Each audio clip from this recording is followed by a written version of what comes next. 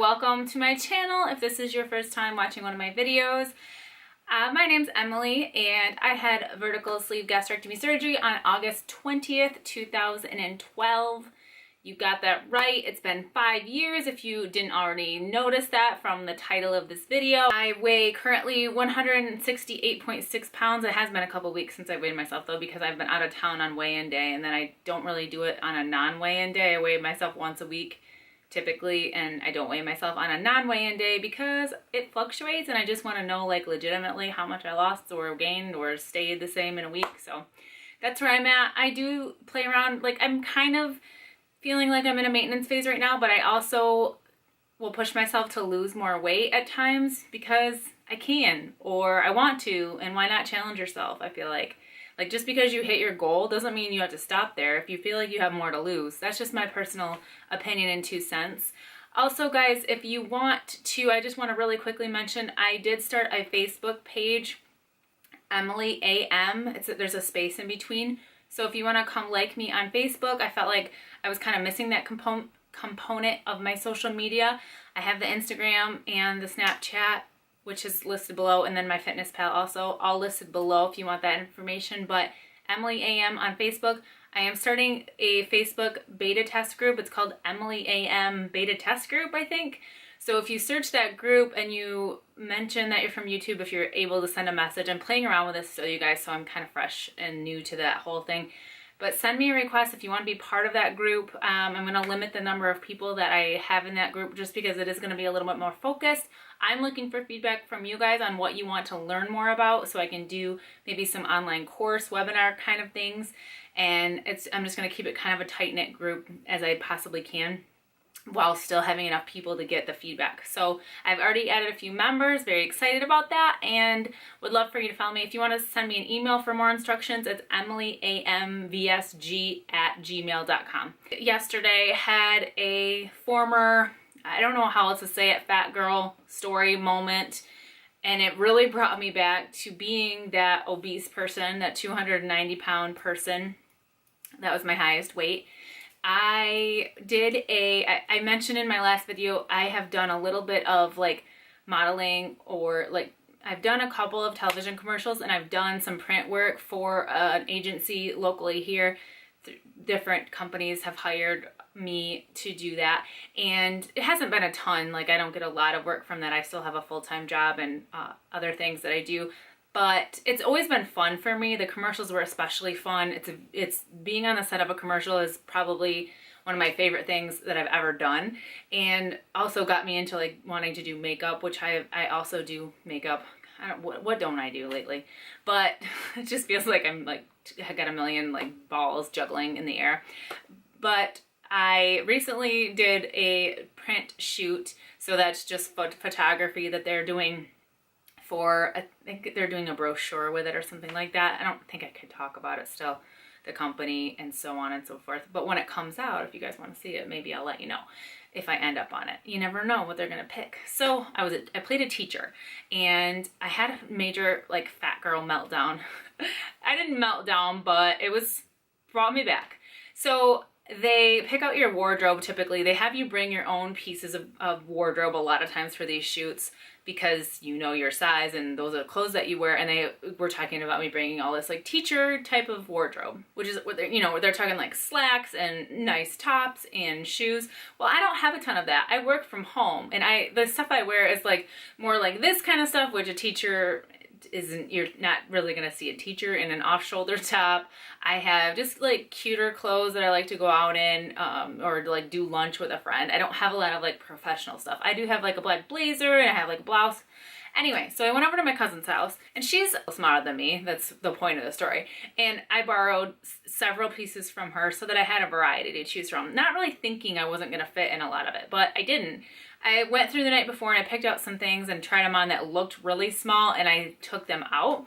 Well, so I get to the photo shoot. Of course, I've got all this laid out, and the wardrobe gal picks two things that were my cousin's. So I'm immediately like freaking out, like, are these gonna fit me? I go in the bathroom. Both of them are pretty snug. Cute top, cute pants, snug. Already, the pants were already like a fitted thing, and they were like a size too small for me, but I thought, oh, maybe, you know, with the stretch and everything.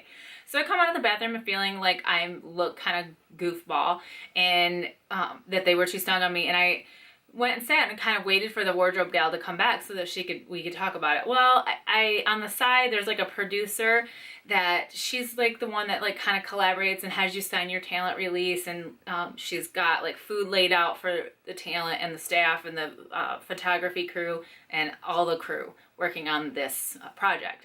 And so I ended up seeing her walk over and talking to the makeup artist that was on the set, and I could tell they were talking about me.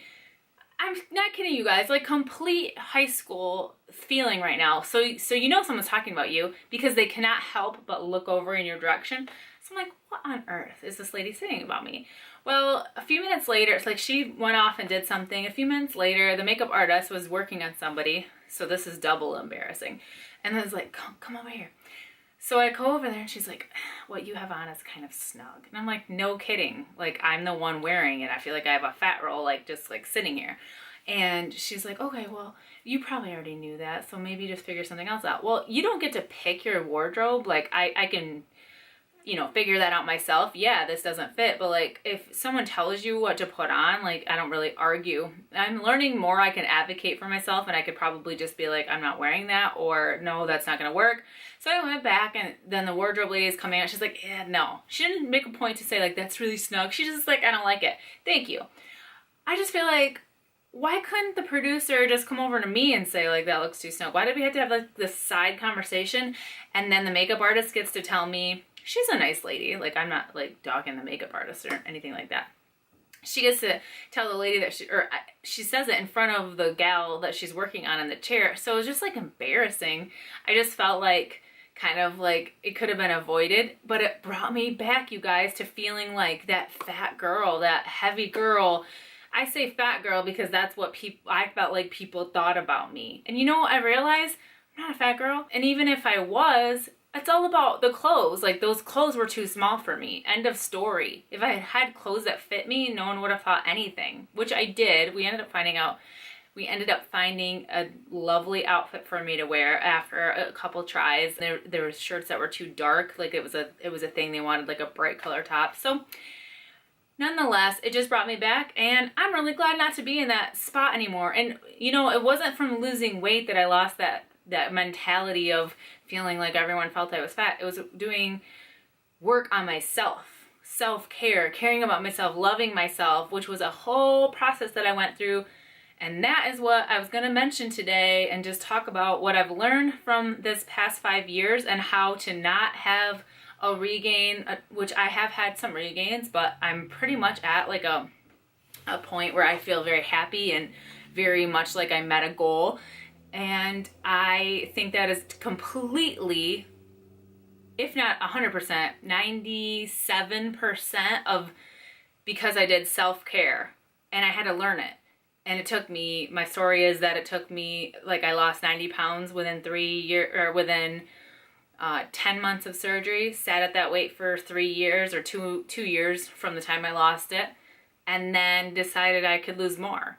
And even now, like, I could lose more, and I just had to get into that mindset. But it's all about self-care, guys. So pick something to care about yourself. Whether, like, I started doing more of my makeup and getting interested in makeup and hair. Like, I wear extensions, and I wear extensions because I don't love how my hair looks without them, and that's my choice. And I feel better in them. I feel more confident it's honestly, hair extensions are next to weight loss surgery as far as confidence goes and as far as a decision that I made that I like.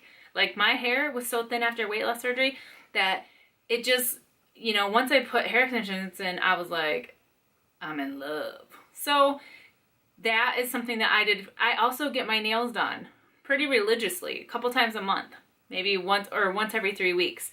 I'm not saying those are things that you have to do, but you need to pick something that you are going to do to care for yourself that you're not doing already. Because I can guarantee that most of you watching this video are poor at self-care. That's how you got into the place that you got into, being overweight. And I get that. I was that girl. I was in survival mode.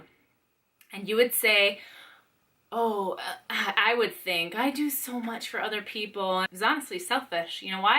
I was doing those things for other people all the time and not caring about myself because I was afraid they were going to leave me. I was afraid that if I didn't do these nice things, that they wouldn't have enough to want to stay and just love me and be there for me, which stems from a lot of crap that I've dealt with in my life and ways that I grew up and relationships that I've been in.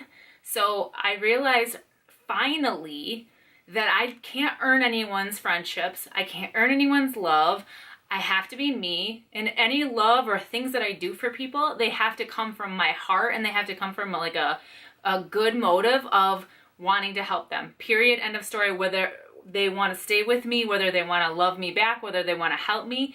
And that has been probably the biggest thing that has helped me in my journey. Caring about myself, having self-care, taking time out. I heard a gal say this on a podcast, and it was awesome. And maybe you've heard it before, but it was the first time I'd heard it. It's called the oxygen mask mentality. Put your oxygen mask on before you put it on a child. So you have to make sure that you have the things that you need in your life before you can help anyone else. So if you're walking around and you feel like crap because you are 100 pounds overweight and you're eating like junk because you're taking care of everybody else in this house, or you don't want to disrupt the diet in the house because everyone's addicted to sugar and carbs and white bread, and you don't want to be the one that rocks that boat, so you're just going to eat less of those things. You can't go clean eating because other people in your house don't want to do that. That's going to be a problem because you're always going to feel like junk. When you're eating that much sugar, you're eating that much crap, you're always going to feel like crap, and you're not going to be able to take care of people the way that you're supposed to. I'm preaching, and you know it's true, and I'm sorry that I'm pointing a lot, but you know I'm right. Like, I know so many of you right now are feeling that in your head, that I am hitting a nerve with you because it's true. And I'm calling you out on it right now, because if you do not do something about this right now, you guys know I tell it like it is. And I tell it like it is because I've been there and I've done these things and I've made these mistakes. You have to get off that. You have to get off the I'm not going to upset other people, rock the boat kind of stuff, or you're never going to be successful in this. I posted my Instagram picture for my 5-year anniversary, surgery, whatever you want to call it, of my surgery. And I said I would like to go on and on about how much I've learned and make this long Instagram post. But the bottom line of what I said was, this weight loss surgery process is about so much more than weight loss. And you're going to have a lot of people, and I don't think people watching my channel are in this boat. I think people watching my channel and watching other YouTube channels about this stuff, I think that you're automatically in a better place than many of your peers, because you want to be successful and you are seeking out ways to be more successful. So you're already ahead of the game, but there's so many people that they just want to have the surgery and they want that to be the end, and they want that to be the answer. And they would think that, and I was one of those people. I thought, I'm going to have surgery, I'm going to lose weight, life's going to be good. No way. Like, no way. And it took me forever. And even after surgery, it took me forever. I was happy at 195 pounds. And that's still pretty overweight. And that's great. Like, I am not knocking it. If you have lost 90 pounds or you have lost so much of your extra weight, props to you. I mean, that is seriously commendable. But if you know you can do better and it's just going to be more challenging for you, by all means, do it. Challenge yourself. Go a little farther. You don't have to be that person that just like got to their goal and yay. If you want to keep going, keep going. You don't listen to those people that are like, are you going to lose more weight? Like, don't get too skinny. These are people that want to sabotage you because they are insecure about their own issues. They're insecure about their own weight. They don't want to see you do better than them. They come from a mentality of scarcity, not a mentality of abundance. We can all lose weight. We can all be happy in our lives. Just because Sally is happy and puts amazing pictures on Facebook of her amazing life doesn't mean you can't be. Doesn't mean she's taking all the fun and happiness and travel and, you know, beautiful children and well-behaved children. Like, she can have all those things and you can't. We can all have it, but you have to work your butt off to get it. So work your butt off. Why are you watching these videos? Because you want to do better, right? Okay, I could go on about this all night, but I just wanted to get that off my chest. That's what I have to say tonight. If you haven't already, please subscribe because I would love to see you back here. And these are the people to follow, the people that have been doing this for a few years. I'm not just saying that because it's me. If you don't want to subscribe to me, like if it's not a good fit, don't. If you think that I related to you and you can deal with my ranting and hand waving and pointing, please subscribe. If you can't, I understand. Then you'll find someone that you want to subscribe to or several other people. If you like this video, hit the thumbs up. I love you guys so much. I'm so thankful. And the comments and the support you guys give each other and the support in this weight loss community. Get involved. It will keep you accountable. That's all I have to say. I will see you in the next video. Mwah!